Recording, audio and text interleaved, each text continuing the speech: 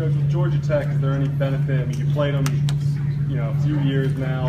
Is there any benefit to maybe playing Wofford earlier in the year just to give these guys some practice of the offense? Sure. Yeah. There's some similarities just in regards to option principles. Structurally, there's a few things that are the same, and then a number of things that are different. But just from the discipline that it requires, and the pad level, and ability to stay on your feet, and begin to play again with disciplined eyes, and just really playing a real option responsible technique. I mean, obviously there's a lot of carryover, and that was just a few weeks ago, whatever it was, a month. So I think there's some, just being out there last night, I think our guys had a certain level of comfort, if you will. Dabo talked a lot about his disappointment with the way the defense played in the fourth quarter on Saturday. What are your thoughts on what happened in the last couple series? Yeah, we just broke down fundamentally in discipline, and some guys trying to do too much. Saw some guys panicking, and they're throwing the ball 1 or 2 yards beyond the line of scrimmage, and they're turning into 30 and 40-yard games. We let the wheel route out, and because we're staring at the quarterback, and just some disappointing things that allowed them to creep back in the game. But an awesome opportunity to teach our guys and to coach them up, and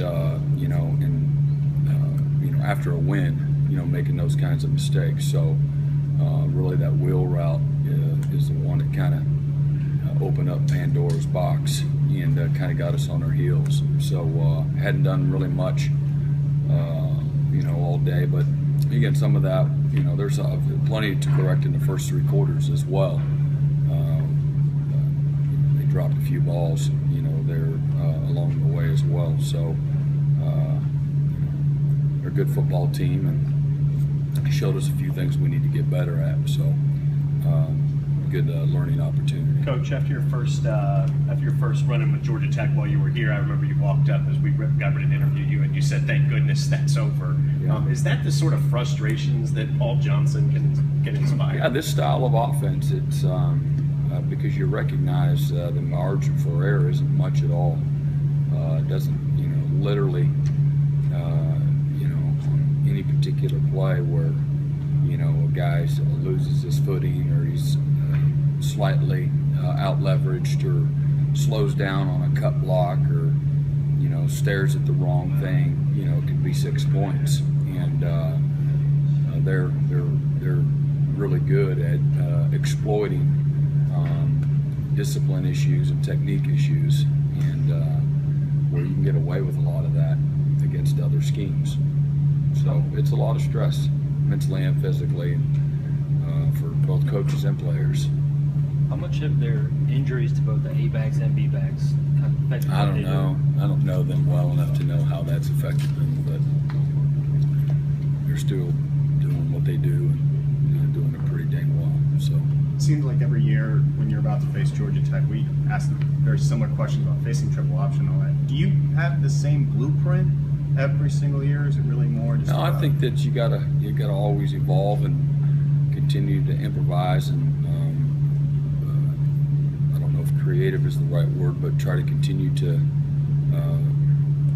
put your players in a more advantageous position, recognize weaknesses or flaws, areas that maybe you didn't do so well, and why you didn't, and ways that you can be better. So every year's a little bit different that way, and I think that would apply to most opponents that you play year in and year out.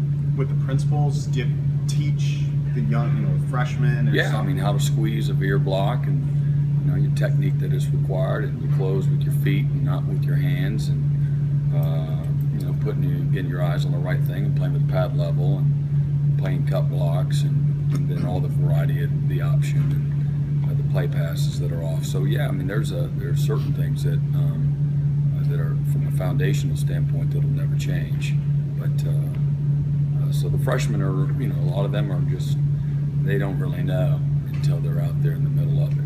The speed of it, the precision of it, and the scouts can never emulate that. offense the best? Why has he been different? I think it's instinctually. First, it starts with that. The feel of the game, feel of where the defender is, and what a defense is doing, and whether to give it, whether to pull it. And it sounds easy enough if he's sitting, pitch off him. But sometimes it isn't what it appears to be. And he, from a feel standpoint, I think has a unique instinctual skill set. And so that's the biggest thing. And then he's got the speed to go along with it, and then he's got a cannon of an arm, that can make a ton of throws. Coach, the defensive end skill set and what you got to work with this year versus what you had last year in Beasley and Crawford seems to be totally different. It looks like with Dodd and Shaq are setting the edge on the run and really playing really tough and holding their own. Yeah. I mean, going against Georgia Tech, with Beasley being a little bit lighter guy and playing that run, you feel more confident with Shaq on that side? I like them both. So if you said, you could have Beasley this 1 week, I'll take him too.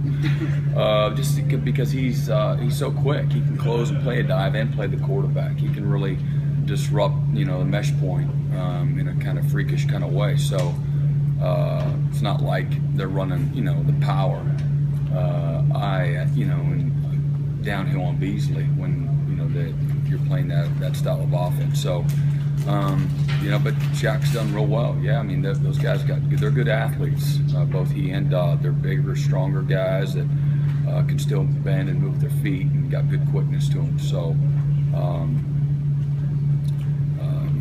we're pleased, with their progress and where they're at right now, and will give us a good chance to play good defense.